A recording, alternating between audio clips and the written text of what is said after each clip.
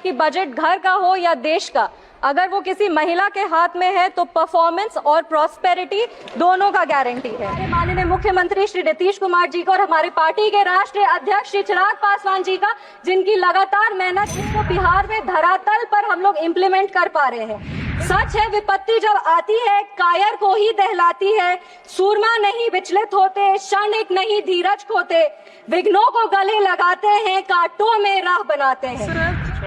श्रीमती संभावी। धन्यवाद सभापति महोदया।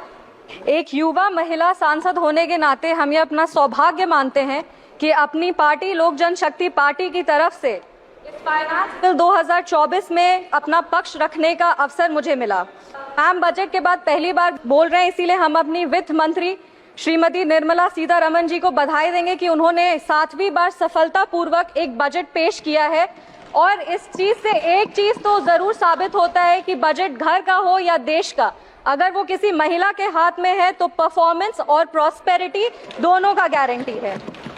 इस सदन में मैम हम उन दो वर्गों का प्रतिनिधित्व करते हैं जो इस देश का वर्तमान भी है और भविष्य भी, युवा और महिला। महोदया, लोकतंत्र एक जब देश में चुनाव होता है तो लोकतंत्र अपना एक जनादेश देती है और हमें बहुत गर्व के साथ ये हम बता रहे हैं कि रिफॉर्म, परफॉर्म और ट्रांसफॉर्म के लक्ष्य के साथ तीसरी बार जनता ने हमें अपना मतदान रूपी आशीर्वाद देके सरकार बनाने के लिए हमें अपना जनादेश दिया है।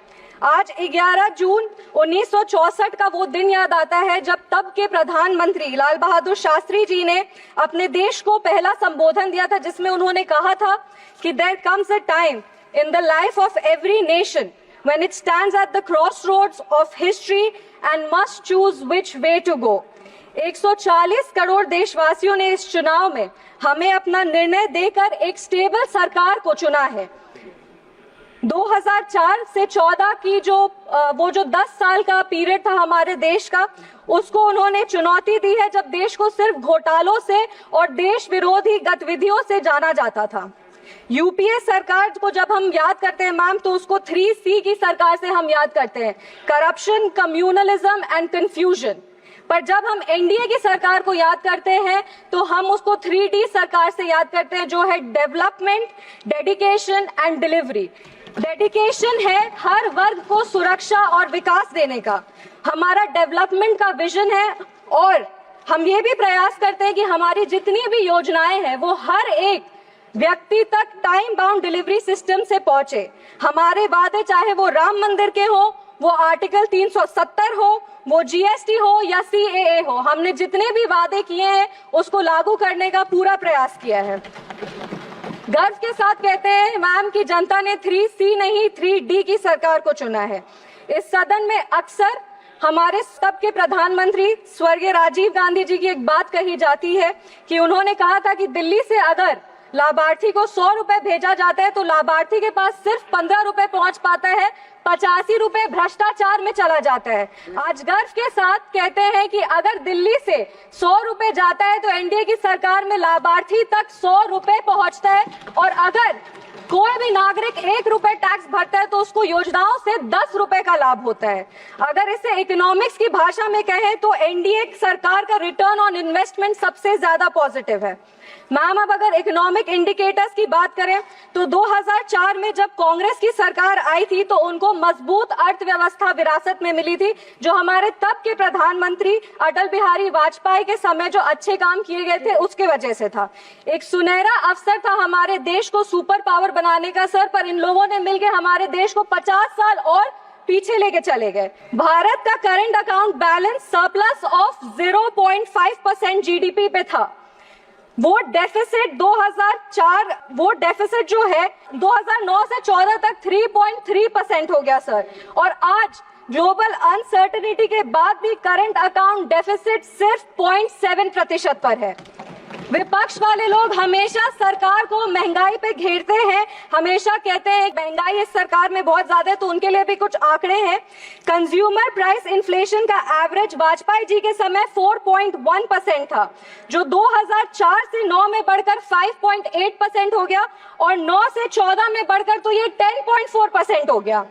हमारे कार्यालय में हमारे कार्यकाल में ये 2014 से 2019 तक 4.45% था, और आज जब कोरोना महामारी था और ये सब के बावजूद 2019 से 2024 के बीच में कंज्यूमर इन्फ्लेशन प्राइस जो है वो 5.69% है, जबकि ग्लोबल एवरेज मैम 8% पे है। उसके बावजूद हमारे देश का कंज्यूमर प्राइस इन्फ्लेशन 5.69% पे है।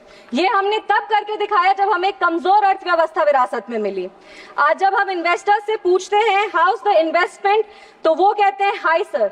भारत में कश्मीर से लेके कन्याकुमारी तक, आसाम से लेके गुजरात तक हर वर्ग हर राज्य में इन्वेस्टर्स आ रहे हैं, इन्वेस्ट कर रहे हैं। आज कश्मीर में यूएई का एमआर ग्रुप जिसने बुर्ज खलीफा बनाया सर, वो 500 करोड़ का निवेश करके मॉल और आईटी टावर बनाने जा रहे हैं। और हम सबको पता है कि इनके कार्यकाल में कश्मीर में फॉरेन डायरेक्ट इन्वेस्टमेंट के नाम पे क्या होता था। आज सर जब बजट आया है और हम लोग सब बजट की बात कर रहे हैं, तो लगातार विपक्ष के लोग कह रहे हैं कि ये बजट पार्शियल है, ये बजट सिर्फ बिहार का बजट है। तो उनके लिए भी कुछ आंकड़े हैं। बिहार का gross state domestic product rupees 9.7 lakh crore है, जो पिछले वर्ष से 13% ज्यादा है। अक्टूबर 2019 से मार्च 2024 तक $214 मिलियन का एफडीआई आया है, और 2023 से 24 तक भारत में रिकॉर्ड $70 बिलियन एफडीआई आया है, जो 2013 और 14 में सिर्फ $36 बिलियन थे। मेरे कहने का तात्पर्य ये है कि जब जब बिहार का इकोनॉमी एमर्जिंग इकोनॉमी है, बिहार का इकोनॉमी एस्पायरिंग इकोनॉमी, और जब जब केंद्र सरकार ने बिहार को सहयोग किया है, तब तब बिहार और मजबूती से खड़ा हुआ है। मैं प्रधानमंत्री जी को और वित्त मंत्री जी का विशेष आभार व्यक्त करती हूँ बिहार की तरफ से, जिन्होंने बजट के लिए इतनी अच्छी घोषणाएं बिहार के लिए की है। अगर जॉन एफ कैनेडी की एक बात कहें तो वो कहते थे कि American roads are not good because America is rich, but America is rich because American roads are good. मुझे पूरा विश्वास है कि आने वाले समय में बिहार का उदाहरण दिया जाएगा ये सारे शब्दों के लिए। मुझे पूरा विश्वास है कि डबल इंजन की सरकार बिहार को लगातार विकास की ओर लेके जाएगी। सरकार ने बिहार को 26,000 करोड़ रुपए दिए हैं हाईवे डेवलपमेंट के लिए, जिसमें पटना पूर्णिया एक्सप्रेसवे है, बक्सर भागलपुर एक्सप्रेसवे है, या बोधगया राजगीर वैशाली दरभंगा एक्सप्रेसवे। इससे बिहार के इंफ्रास्ट्रक्चर को और बल मिलेगा और रोजगार क्रिएट होगा। महोदय, इतनी सारी योजनाएं, 48 लाख करोड़ का बजट, रिकॉर्ड टैक्स कलेक्शन, हर प्रदेश में इंफ्रास्ट्रक्चर प्रोजेक्ट, ये सब सिर्फ इतने 10 साल में ही क्यों हो रहा है? क्योंकि व्यवस्था तो वही है और अधिकारी भी वही है। जो बदला है वो सिर्फ हमारा काम करने का ढंग, क्योंकि हमारे पास नेता भी है, हमारे पास नीति भी है, और हमारे पास देश का सेवा करने का नियत भी है। आज जो फाइनेंस बिल आया है वो हमारे देश के लिए एक नया ग्रोथ स्टोरी दिखेगा, क्योंकि हम आज टैक्स टेररिज्म से टैक्स ट्रांसपेरेंसी की ओर बढ़ रहे हैं। अगर फाइनेंस बिल और टैक्सेशन का बात करें तो हमारा टैक्स सिस्टम दुनिया का सबसे बड़ा टैक्स सिस्टम है, और हमारे देश की जो अर्थव्यवस्था है वो इस पर निर्भर करती है। टैक्स बेस्ड रिफॉर्म्स किए गए हैं पिछले 10 वर्षों में, और हमारा ग्रॉस टैक्स रेवेन्यू जो है वो पिछले वर्ष 34,64,792 करोड़ था, और इस वर्ष 38,40,170 करोड़ होने का अनुमान है। विपक्ष वाले लोग हमेशा आरोप लगाते हैं कि केंद्र सरकार उनकी सहायता नहीं करती, तो उनको बता दें कि इस 48 लाख करोड़ में से 30% जो कि 12,47,211 करोड़ है, वो राज्यों को दिए जाएंगे। हमारी सरकार की नीतियों के कारण हमारा नेट टैक्स रेवेन्यू जो है वो 2014 में 9 लाख करोड़ था, वो आज बढ़ करके 25 लाख करोड़ है, और हमारा tax to GDP ratio record 11.8% पर है। हमारी सरकार ने जीएसटी लगाकर पिछले 70 वर्षों में जो सबसे बड़ा सुधार है वो किया है। जीएसटी कलेक्शन अप्रैल 2024 में 2 लाख करोड़ रुपए का स्तर पार किया है, और जीएसटी काउंसिल के गठन के बाद हमारी सरकार ने कोऑपरेटिव फेडरलिज्म को और बल दिया है, एक नया मीनिंग, एक नया डेफिनेशन दिया है। फाइनेंस बिल बहुत ही एक आवश्यक बिल होता है, क्योंकि हर सेक्टर्स को इसमें इंसेंटिव देने का काम किया जाता है। और जैसा कि हम जानते हैं कि आम आदमी जब बजट का भाषण सुनता है तो सबसे ज्यादा अगर वो कुछ गौर से सुनता है तो वो हमारे टैक्सेशन प्रपोजल्स को सुनता है। हमें बताते हुए ये बहुत खुशी हो रही है कि हमारी सरकार ने उन्हें निराश नहीं किया है, और new tax regime rate structure को रिवाइज करके ऐसा एक टैक्सेशन सिस्टम लाया है जिससे सैलरीड एम्प्लॉय हर साल 17,500 रुपए का इनकम टैक्स सेविंग कर पाएगा। इसका लाभ मध्यम वर्ग के लोगों को और निम्न वर्ग के लोग को सबसे ज्यादा होगा। सरकार द्वारा standard deduction for salaried employees को 50,000 से बढ़ाकर 75,000 रुपए कर दिया गया है और deduction on family pension for pensioners को 15,000 से बढ़ा करके 25,000 कर दिया गया है। इन प्रावधानों से मिडिल क्लास को लाभ होगा, कंजम्पशन बढ़ेगा, इकोनॉमिक ग्रोथ को एक पुश मिलेगा और हमारा जो 5 ट्रिलियन इकोनॉमी बनाने का सपना है उसको पूरा किया जाएगा। आज भारत स्टार्टअप के क्षेत्र में पूरे विश्व में प्रसिद्ध है और हम ये बता देना चाहते हैं कि भारत आज 3rd लार्जेस्ट स्टार्टअप एक हब है जिसकी संख्या 1.25 लाख है और 110 यूनिकॉर्न्स हैं।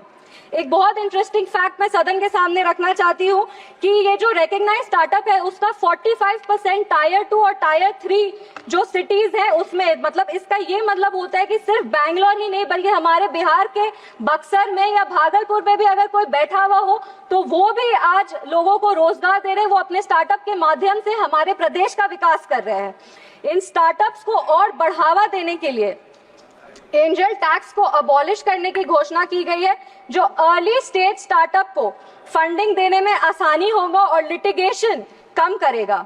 और इसका जब अगर लिटिगेशन कम होगा तो फोकस इनोवेशन और ग्रोथ पे होगा।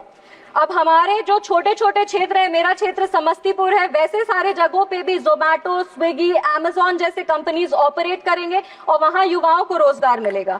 ईज ऑफ डूइंग बिजनेस के लिए delay in TDS payment up to the due date of filing the TDS statement is proposed to be decriminalised. एक और आंकड़ा रख रहे हैं, टैक्सेशन में सबसे बड़ा हिंड्रेंस लिटिगेशन होता है और हमारा इकोनॉमी का 12 ट्रिलियन रुपए अभी भी टैक्स डिस्प्यूट में फंसा हुआ है जो जीडीपी का ऑलमोस्ट 6% है।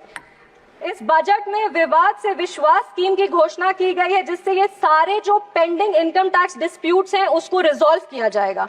To reduce litigation in international taxation and enhance certainty, the government proposes to expand the scope of safe harbor rules and streamline the transfer pricing assessment process. यह finance bill एक तरह का statement है ma'am कि जनता का जो मेहनत का पैसा है उसको सरकार वापस इन्वेस्ट करती है और जो ये फाइनेंस बिल है वो एक स्टेटमेंट है कि हमारी वित्त मंत्री जी ने जैसा कहा था कि 9 प्राथमिकताएं हैं, वो 9 प्राथमिकताएं जरूर हम लोग अचीव करेंगे और विकसित भारत, विकसित बिहार का एक नया प्रमाण देंगे। ये जो देश है वो रिफॉर्म्स पिछले 10 वर्षों से रिफॉर्म में है और सकारात्मक बदलाव देख रहा है। हमारा देश आज फ्रजाइल 5 इकोनॉमी से टॉप 5 इकोनॉमीज की तरफ बढ़ रहा है और G20 के माध्यम से आज हमारा देश एक ग्लोबल सुपर पावर बन गया है। हमने अपने देश के नागरिकों के सपनों को पूरा होते हुए देखा है मैम, वो चंद्रयान का सफलतापूर्वक लैंडिंग हो, धारा 370 हो या हमारे प्रभु श्री राम की प्राण प्रतिष्ठा हो। आज हम 5वीं सबसे बड़ी अर्थव्यवस्था बन गए हैं और इसीलिए हमारे सामने जो चुनौती है वो तो है पर हमारे पास अवसर भी है और हमारे पास एक विजन भी है। अपने वाणी को हम विराम देने के पहले धन्यवाद देंगे हमारे माननीय मुख्यमंत्री श्री नीतीश कुमार जी को और हमारे पार्टी के राष्ट्रीय अध्यक्ष श्री चिराग पासवान जी का, जिनकी लगातार मेहनत की वजह से हमारे 1 मिनट मैम 1 मिनट सबसे युवा सांसद है 2 मिनट, जिनके लगातार प्रयासों के वजह से आज हमारे प्रधानमंत्री जी का जो सपना है उसको बिहार में धरातल पर हम लोग इम्प्लीमेंट कर पा रहे हैं। विपक्ष के लोग हमेशा हमें कहते रहते हैं, हमारी नीयत को खोजते, हमारी नीति को खोजते, हमेशा हमें कोसते रहते हैं। तो हम राजधारी सिंह दिनकर जी की धरती से आते हैं, 2 पंक्ति बस पढ़ेंगे इनके लिए। सच है विपत्ति जब आती है कायर को ही दहलाती है, सूरमा नहीं विचलित होते, क्षणिक नहीं धीरज खोते, विघ्नों को गले लगाते हैं, कांटों में राह बनाते हैं। जय हिंद, जय बिहार, जय समस्तीपुर।